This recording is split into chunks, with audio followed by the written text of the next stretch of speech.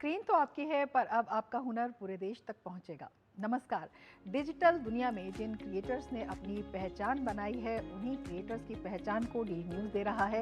एक बड़ा मंच लेकर आ गए हैं हम, क्रिएटर्स कॉर्नर, जिसमें हम दिखाएंगे डिफरेंट जो कंटेंट क्रिएटर्स हैं उनके जो आइडियाज़ हैं किस तरह से अनूठे हैं, किस तरह से एक नई दुनिया में ले जाते हैं। तो देखते रहिए डीडी न्यूज़ पर क्रिएटर्स कॉर्नर।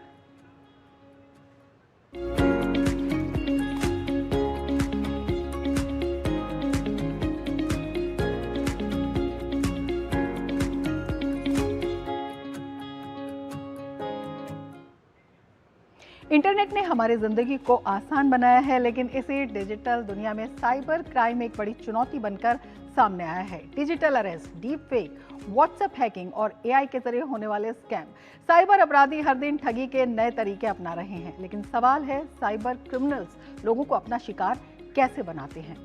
एआई के दौर में ऑनलाइन फ्रॉड कितना खतरनाक हो चुका है, और सबसे जरूरी, इन डिजिटल अपराधों से खुद को कैसे सुरक्षित रखा जाए?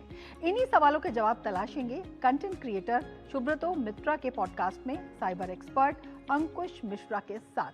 जानिए साइबर अपराधियों की रणनीति, एआई स्कैम का सच, डिजिटल अरेस्ट का पूरा खेल और ऑनलाइन फ्रॉड से बचने के जरूरी उपाय। इस पॉडकास्ट में काफ़ी कुछ आपको सीखने को मिलेगा। एक साइबर सिक्योरिटी बहुत अच्छा डोमेन है फॉर आर यंगस्टर्स। जो हम कॉलेज स्टूडेंट्स हैं उनके लिए ये फ्यूचर करियर कैसे बन सकता है, सर्टिफिकेशन कोर्सेज क्या करने चाहिए, आप कैसे गवर्नमेंट और बड़ी प्राइवेट कंपनी से वर्क कर सकते हैं उनके डेटा तो सिक्योर करने में, हमने इन पे भी बात करी है। एंड हमारा सबसे इम्पोर्टेंट एस्पेक्ट है साइबर अवेयरनेस स्प्रेड करना इस एपिसोड के थ्रू, क्योंकि अगर हर कोई अवेयर होएगा साइबर इन स्कैम से, कैसे रिपोर्ट करना है, किस नंबर पे करना है, किन पेजेस को फॉलो करना है, कि आप डे टू डे अपडेटेड रहे। एंड इस पॉडकास्ट में आप तो काफ़ी knowledgeable content and awareness point of view से तो 100% मिलेगा ही मिलेगा। तो इस कॉन्वर्जेशन को शुरू करते हैं with our one and only DSP Ankush Mishra sir के साथ। Ankush sir, welcome to golden metro show. आज तक जो हम इस पॉडकास्ट के थ्रू काफ़ी अवेयरनेस स्प्रेड करना चाहते हैं साइबर क्राइम और साइबर सिक्योरिटी के डोमेन में, तो मैं आपको इस पॉडकास्ट में अंदर हम बहुत डेप्थ में जाने से पहले एक बेसिक क्वेश्चन पूछना चाहता हूँ। साइबर क्राइम होता क्या है और इसकी शुरुआत कैसे हुई? देखिए, जितने भी दर्शक हैं, आप सभी को नमस्कार। साइबर क्राइम जो है वो बेसिकली कहीं पे भी लॉ में कहीं डिफाइंड नहीं है। ये एक आम बोलचाल भाषा जो हमारी होती है, जिसमें कहा जाता है कि कोई भी ऐसा फ्रॉड, कोई भी ऐसा क्राइम जो मेरे किसी भी इलेक्ट्रॉनिक गैजेट्स या उसके माध्यम से हो, जिसमें मैं बात करता हूँ कंप्यूटर, लैपटॉप, फ़ोन्स हो गए, उनके माध्यम से उनको यूज़ करके अगर कोई क्राइम हो जाता है तो that is normally called in a lemon term cyber crime. जिसको कवर करने के लिए जो इंडिया में लॉ बनाए गए हैं, जिसमें पहले इंडियन पीनल कोड था जो कि 1 जुलाई 2024 से भारतीय न्याय संहिता बन चुका है। तो भारतीय न्याय संहिता जो है इसको कवर करता है। साथ में there is a dedicated law called information technology act जो 2000 में आया था, जिसका अमेंडमेंट 2008 में आया था। तो ये 2 स्पेसिफिक लॉज बनाए गए हैं, जिसमें आईटी एक्ट हो गया, साथ में आपके भारतीय न्याय संहिता हो गया, जिसके तहत हम साइबर क्राइम को कोडिफाई करते हैं और उसके तहत हम जो भी लीगल कार्रवाई करते हैं वो हम नॉर्मली प्रैक्टिस में लाते हैं। नाउ कम्स द क्वेश्चन कि साइबर क्राइम इंडिया में कैसे ग्रो किया। तो इवेंचुअली मैं बात करना चाहूंगा कि cyber crime is a challenge which is seen across the world. ये सिर्फ एक स्पेसिफिक कंट्री के लिए नहीं है, हर स्टेट, हर कंट्री में देखा गया। और जिस क्रम में हमने देखा है कि ओवरऑल जो इंडिया में एक ट्रेंड ग्रो हुआ कि जैसे जैसे हमारे यहाँ कलर टीवी आया, कंप्यूटर आया, डिजिटल क्रांति आई, जिस क्रम में इनिशियली जो मेरी परिभाषा होती है कि साइबर क्राइम को मैंने 3 या 4 चरणों में देखा है, जिसमें फेज़ 1 जो था साइबर क्राइम का, that was the phase of 2000 से लेके 2010 तक, जिसमें अमूमन देखा जाता था कि लोगों के पास छोटे फ़ोन थे। नोकिया 1100, नोकिया 3300, काफ़ी वैसे फ़ोन थे जिनमें इंटरनेट कनेक्टिविटी नहीं थी, नॉर्मल कॉलिंग होती थी। तो अमूमन उस टाइम में हमने देखा कि लोगों को फ़ोन आता था कि हम बैंक से फ़ोन कर रहे हैं, आपका बैंक खाता फ्रीज़ हो गया है, आपका अकाउंट फ्रीज़ हो गया है, आपकी चेकबुक एक्सपायर कर गई है। तो लोगों को कॉलिंग बेसिस पे फ्रॉड किया जाता था। काफ़ी अवेयरनेस हुआ, सारी गवर्नमेंट्स ने, सबने मेहनत किया और सबको बोला गया कि कभी भी कोई बैंक या फाइनेंशियल इंस्टीट्यूट आपको फ़ोन नहीं करता। तो 2010 के बाद एक क्रांति आई फ्री इंटरनेट की। फ्री इंटरनेट में जो मैं बोलता हूँ 2010 से 2015 का जो फेज़ है, जिसमें हमने देखा कि जब इंटरनेट मिलने लगा, ग्रेजुअली लोगों का जो डिजिटल फुटप्रिंट है वो बढ़ गया। जिसमें हम बात करते हैं कि यूट्यूब काफ़ी पॉपुलर हो गया, एंड आपने सोशल मीडिया देखा जिसमें आप बात करेंगे, फेसबुक काफ़ी पॉपुलर हो गया, ट्विटर भी हो गया। तो ग्रेजुअली जब लोग सोशल मीडिया पे आने लगे, तो जो फ्री इंटरनेट मिला, फ्री इंटरनेट में क्या है कि हर आदमी 1 जीबी या जो भी उसको फ्री इंटरनेट मिल रहा है, वो वहाँ पे टाइम पास कर रहा है, हॉटस्टार कुछ भी देख रहा है, कोई भी एक्टिविटी ऑनलाइन कर रहा है। तो वहाँ पे क्रिमिनल्स को भी एक मीडियम मिल गया कि सोशल मीडिया पे मैं कैसे फेक अकाउंट्स बनाऊँ, मैं किसी को हैरेस करूँ। तो वो एक दूसरा फेज़ हमने 2000 से 2015 के बीच में देखा। तीसरा फेज़ जो है पोस्ट 2015 जो हमारा बाद में आया, 2010-2020 का बाद वाला जो फेज़ है, उसमें हमने बात करी कि जो डिजिटल रिवॉल्यूशन हुआ इन द सेंस कि जो हमारा इंटरनेट बैंकिंग जो सेवाएं हैं काफ़ी इंप्रूव हो गई। तो इसमें साइबर क्रिमिनल्स काफ़ी एक्टिव हो गए, जिसमें हम बात करते हैं पेमेंट गेटवेज काफ़ी हो गए, पेमेंट एग्रीगेटर्स हो गए, जहाँ पे everybody is now using Google पे, एवरीबडी इज यूजिंग फोन पे, एवरीबडी इज यूजिंग पेटीएम। तो ग्रेजुअली क्या है कि ग्रेजुअली जो हमारे जितने भी स्पेसिफिक पेमेंट गेटवेज आ गए, पेमेंट एग्रीगेटर्स आ गए, तो जब हमारा एक फाइनेंशियल फुटप्रिंट काफ़ी इंप्रूव हो गया अलॉन्ग विद डिजिटल फुटप्रिंट, तो वहाँ पे भी हमने देखा कि कई बार ऐसे इश्यूज आने लगे कि लोग नेग्लिजेंस कर दे रहे हैं और किसी भी अनजान व्यक्ति को प्रॉपर्ली वेरीफाई किए हम किसी को पेमेंट कर दे रहे हैं, क्यूआर कोड स्कैन कर ले रहे हैं, जबकि पुलिस इतनी मेहनत कर रही है, पुलिस इज सेइंग कि क्यूआर कोड स्कैन करने से पैसा दिया जाता है, you will never receive money, UPI pin number डालने से पैसा दिया जाता है, you will never receive money. तो ग्रेजुअली यहाँ पे लोगों ने गलती करी। अब आ गया चौथा phase, which is normally post Covid, Covid के बाद 2020 के बाद देखा, जिसमें हमने देखा कि एआई पावर्ड साइबर क्राइम आने लगे हैं, जहाँ पे आपकी एआई वॉइस क्लोनिंग्स हो रही हैं, जहाँ पे डीप फेक्स बन रहे हैं। तो इस प्रकार के चैलेंजेस जो हैं विद एआई थोड़े से आने लगे हैं। तो this is how I have seen how cyber crime has grown in my understanding, ऐसा डेवलप किया है। लाइक इफेक्ट ऑफ कोरोना क्या रह चुका है साइबर क्राइम पे कोरोना के बाद? अगर मैं बात करूंगा कोविड का हम्म, जो इम्पैक्ट रहा on cyber crime, there has been exponential growth, जिसमें मेन कारण क्या था कि 2019-20 के बाद क्या हुआ कि अमूमन जो साइबर क्राइम हमारे होते थे, तो वो जैसे मैंने बोला कि छोटे अमाउंट्स के होते थे या कोई फेक वेबसाइट्स बन गए, फेक लिंक आ गए, ऐसा देखा गया था।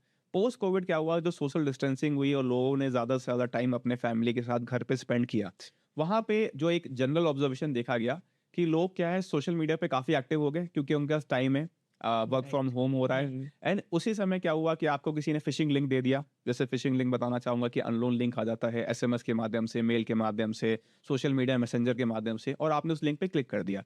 उसी प्रकार से फेक वेबसाइट्स आ गई जो आपको 90% डिस्काउंट दे रही है कि फॉर इंस्टेंस 1 लाख का जो एप्पल का फोन है वो एक फेक वेबसाइट पे 10,000 रुपए का मिल रहा है। तो उसमें क्या हुआ कि since you have more time, आपका ट्रैवल टाइम बच रहा है क्योंकि आप ऑफिस जा नहीं रहे हैं, आप घर पे बैठ रहे हैं, साथ में आपके जो भी टीवी सीरियल्स आ रहे हैं, तो उसमें क्या है कि कई बार हमें कई ऐसे स्कैम्स दिखे कि आपको फ़ोन आएगा कि आपका जो नंबर है वो ब्लॉक हो जाएगा, 10 साल पुराना नंबर ब्लॉक हो जाएगा।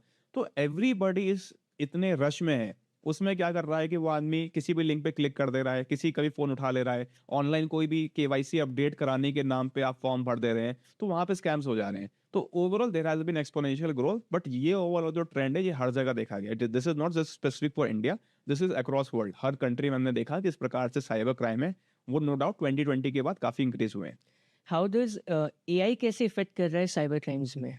अगर मैं बात करूँगा आर्टिफिशियल इंटेलिजेंस की, हम्म, तो इसने नो डाउट साइबर क्राइम का एक कह सकते हैं जो उसकी स्पीड है, वो काफ़ी ज़्यादा बढ़ा दी है, क्योंकि अब जो टेक्नोलॉजी है, उसमें हमारे लैंग्वेज बेस्ड जैसे हम चैट जीपीटी इस्तेमाल करते हैं, तो उसमें क्या है कि लोग उसको कई बार मिसयूज़ करते हैं। जैसे पहला एग्जांपल दिखाऊँगा कि मुझे फ़िशिंग मेल भेजना है। अब फ़िशिंग मेल क्या होता है कि जैसे कोई व्यक्ति है आपको एक मेल भेजेगा एंड वो आपको टेम्प्ट करेगा कि आपका मेल पे कहेगा आपका प्रमोशन हो गया या आपको कुछ डियरनेस अलाउंस बढ़ गया है, आपको कुछ इंसेंटिव दिया जा रहा है, तो आप उस मेल पे क्लिक करेंगे। अब उसकी जो लैंग्वेज होगी, वो इतनी परफेक्ट लिखी जाएगी with the help of AI कि आप उसमें डिसाइफर नहीं कर पाएँगे कि इसमें कोई ग्रामेटिकल मिस्टेक नहीं है, ये इसने प्रॉपर हर चीज़ डिटेल दी है, उसने प्रॉपर मेरे को एक रिगार्ड्स दिया है, सारी चीज़ें दिया है। तो अमूमन साइबर क्रिमिनल्स ऐसी गलती करते थे, बट हम्म, एआई ने क्या किया, उसकी लैंग्वेज को परफेक्ट बना दिया।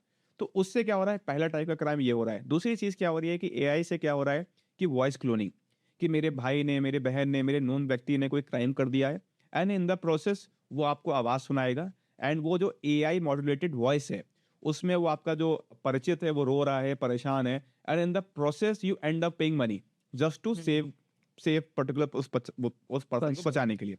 तीसरा इशू आता है, वो आते हैं डीप फेक्स, कि आज के में मोर फोटो, मोर हाँ। वीडियोस, कि आप किसी को ट्रस्ट नहीं कर सकते, एक्चुअल में बंदा कोई और है, किसी और की फोटो लगा रखी है। हम्म, इसमें आपके इस प्रकार से काफ़ी ऑब्ससीन या ऐसे अश्लील फोटो भी बन जाती है। तो आज की डेट में एआई जो है, जहाँ पे एक तरफ बून है, वहीं कहीं ना कहीं वो एक चुनौती भी बन गया है, बेन बन गया है। तो उसको प्रॉपरली हमें बैलेंस करने की आवश्यकता है। एंड नो डाउट क्राइम में कई जगहों पे इसको मिसयूज किया जाता है। जैसे चैट जीपीटी, आर्टिफिशियल इंटेलिजेंस हो गया, डीप सीक हो गया, ग्रॉक एआई हो गया, क्या ये एआई हमें डिस्ट्रॉय कर रहा है या हमें हेल्प कर रहा है? इसमें जैसे जो मैंने ट्रेंड देखा है, जैसे मैं चैट हम्म, जीपीटी या कोई भी नॉर्मल एलएलएम मॉडल्स का बात करूंगा, आई हैव सीन इंस्टेंसेस कि जैसे बच्चों को स्कूल में अगर ऐसे भी लिखना है, तो I have seen many instances कि आज के जो बच्चे हैं वो ऐसे जो लिख रहे हैं वो उस एआई के हेल्प से लिख रहे हैं। जैसे मैं अपना टाइम बताऊंगा, when I was in school, तो हमें एक ऐसे आता था कि आपको होली पे निबंध लिखना है, हम्म, दिवाली पे आपको निबंध ऐसे लिखना है।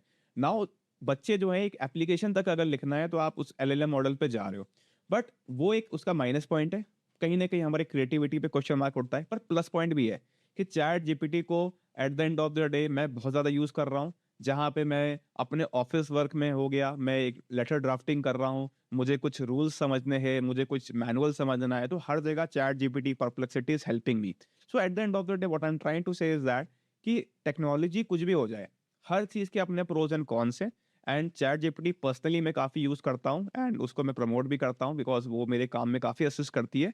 But at the end of the day हर चीज़ के प्रोज एंड कॉन्स होते हैं। इसमें as a parent and as जो भी उनके टीचर्स होते हैं, उनको थोड़ा सा ध्यान देखना है कि हम जो भी एलएलएम मॉडल्स हैं या जो भी एआई है, उसको हम बैलेंस बनाएं और बच्चों को भी सीख दें कि इस जगह पे आप एआई का इस्तेमाल करो और इस जगह पे आप अवॉइड करो, and try to have your own creativity. So it's a balance, हर चीज़ का प्रोज एंड कॉन्स है, वैसे ही इस चीज़ का है। Personally if you ask me, I am personally using perplexity, I am personally using chat GPT, ऐसे मैं एआई को यूज़ करता हूँ and I am comfortable with that, और मेरा सारा काम उससे हो रहा है। बट आपके ऊपर है कि आप टेक्नोलॉजी को कैसे इस्तेमाल करते हैं। तो तकनीक का बेहतर इस्तेमाल देखा आपने इस प्रसारण में। आगे भी इसी तरह की खबरें हम और दिखाएंगे, लेकिन उससे पहले लेते हैं एक ब्रेक। आप बने रहिए क्रिएटर्स कॉर्नर के साथ।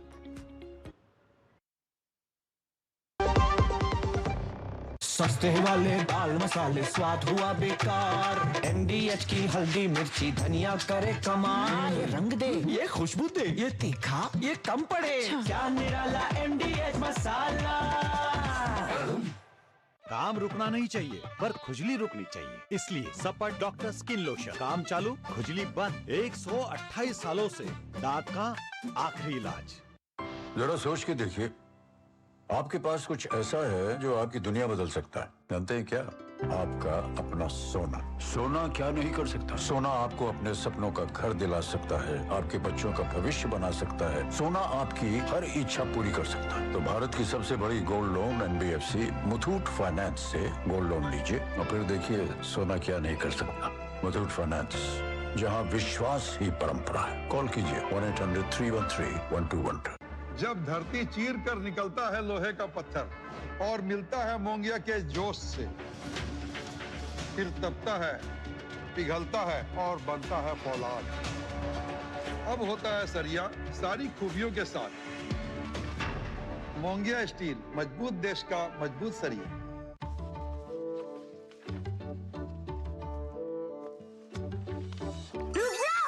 ये क्या है? असली नोट? ब्रो, ये फटा है। सुन, कते फटे पुराने नोट को बैंक ब्रांच में एक्सचेंज कर सकते हैं। वाओ, नया नोट मिलेगा? हाँ, जिससे तू हमें पिज्जा पार्टी देगा। आरबीआई कहता है स्मार्ट बनो, कूल रहो। गोल्डी छोले मसाले, जहाँ जाए रिश्ते बनाए। गोल्डी लाई है फ्रेश लॉक टेक्नोलॉजी, जो रखे मसालों को हर समय फ्रेश। एक अच्छा खिलाड़ी सिर्फ प्रतिभा से नहीं बनता, बल्कि लगातार मेहनत, अनुशासन और सही मार्गदर्शन उसे विश्व स्तरीय खिलाड़ी बनाता है। लेकिन सवाल है, एक उभरता हुआ एथलीट अपने खेल में सुधार कैसे करे, अपनी तकनीक, फिटनेस और मानसिक मजबूती को किस तरह से बेहतर बनाए, और विश्व स्तर पर पहचान बनाने के लिए किन बातों पर सबसे ज्यादा ध्यान होना जरूरी है। साथ ही देश और दुनिया के किन दिग्गज खिलाड़ियों से युवा एथलीट प्रेरणा ले सकते हैं। इन्हीं तमाम पहलुओं पर content creator captain doctor Sunaina Singh अपने इस वीडियो में विस्तार से बात कर रही हैं। प्लेयर्स एंड एथलीट्स, तो आज मैं आप सबसे वीडियो से पहले एक सिंपल क्वेश्चन पूछना चाहती हूँ कि अगर आपको अपना गेम इंप्रूव करना है तो आप किससे सीखेंगे? अपने जैसे एवरेज प्लेयर से या उस एथलीट से जो ऑलरेडी वर्ल्ड क्लास लेवल पर परफॉर्म कर रहा है? Think about it. तो हम सब सक्सेसफुल लोगों को एडमायर करते हैं, इसमें कोई डिनाई नहीं है, लेकिन बहुत कम लोग हैं जो उन्हें एक्चुअली स्टडी करते हैं। और यही डिफरेंस है, चैंपियन सिर्फ हार्ड वर्क नहीं करते, चैंपियन स्मार्ट ऑब्जर्वेशन भी करते हैं। तो आज के चैंपियंस माइंडसेट एपिसोड में हम बात करेंगे बड़े ही पावरफुल मेंटल ट्रेनिंग टेक्निक की, जो कि है watch the pros not the जोस। कभी कभी इंप्रूवमेंट प्रैक्टिस ग्राउंड पर नहीं, ऑब्जर्वेशन से भी शुरू होती है। और ये सारी चीजें मैटर क्यों करती हैं? तो मेरे प्यारे बच्चों, एथलीट्स, आपने नोटिस किया होगा कि कुछ प्लेयर बहुत फास्ट इंप्रूव करते हैं। अगर आप देखेंगे, सेम कोच है, सेम फैसिलिटीज है, सेम प्रैक्टिस आवर्स है, सेम उतने ही घंटे लगा रहे हैं जितने आप लगा रहे हैं, फिर भी उनका गेम अलग लेवल पर चला जाता है। क्यों? सोचिए। क्योंकि वो सिर्फ प्रैक्टिस नहीं करते बच्चों, वो चैंपियंस को स्टडी भी करते हैं। उनकी जो हैबिट्स हैं, उनकी जो बॉडी लैंग्वेज है, उनका जो फोकस है उनके चैंपियंस का, उनके प्रेशर हैंडल करने का तरीका, एवरी डैम थिंग, और धीरे धीरे जो उनका ब्रेन एक्सीलेंस का एक ब्लूप्रिंट बना लेता है। सो टैलेंट एक्सपर्ट डेनियल कोयल इसे एनग्रेविंग टेक्निक कहते हैं।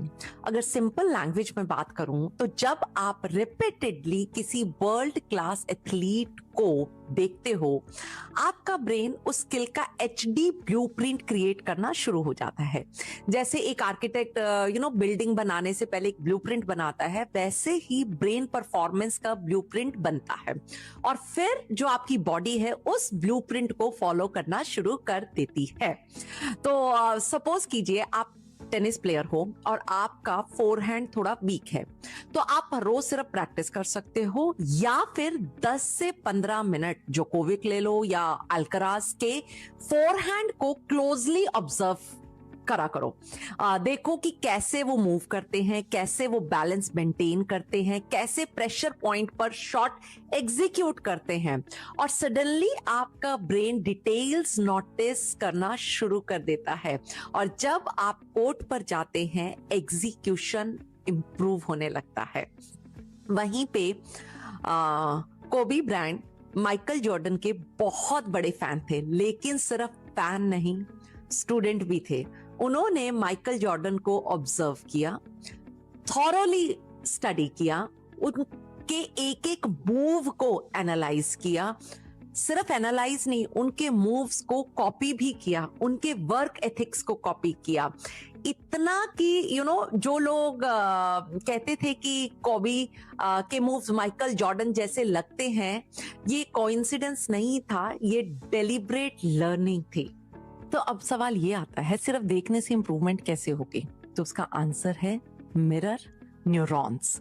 तो आप सब समझिए, जो ह्यूमन ब्रेन में एक स्पेशल न्यूरॉन्स होते हैं जो एक्टिवेट होते हैं जब हम कोई एक्शन करते हैं, और वो तब भी एक्टिवेट होते हैं जब हम किसी को वो एक्शन करते हुए देखते हैं।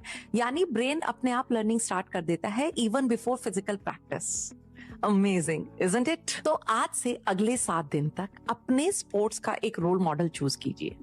हर रोज सिर्फ 10 से 15 मिनट उन्हें कैजुअली मत देखिए, उनको स्टडी कीजिए, और स्टडी के साथ उनको अच्छे से ऑब्जर्व कीजिए how they prepare, how they move, how they respond to mistakes, how they behave under pressure, each and everything. और फिर प्रैक्टिस में हर रोज उनकी एक चीज अप्लाई कीजिए, बस एक, only one at that time, और फिर आप देखिएगा डिफरेंस।